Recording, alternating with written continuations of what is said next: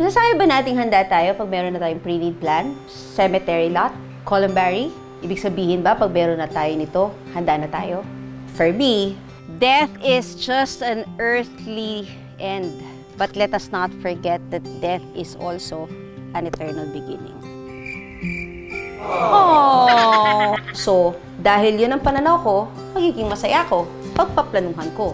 Example, because I have the pre-need, I have the lot, gusto kong maraming pagkain, gusto kong may wine, gusto ko celebration, gusto ko na lahat ng pupunta doon makikita nila ako how I live. Gusto ko, pag umuwi ang lahat ng mahal ko sa buhay galing sa aking wake, gusto ko ang maaalala nila hindi yung casket ko, hindi yung bulaklak.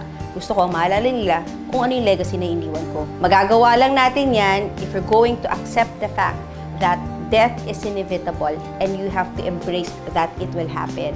So, kung mangyayari naman pala, edi we might as well plan para naman yung mga maiiwan natin hindi matatakot, hindi distraught. Ending, nakakatakot yung death, di ba?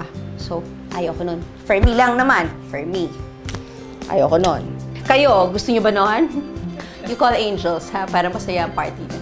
Ako po, si Angel Hazel. With wings.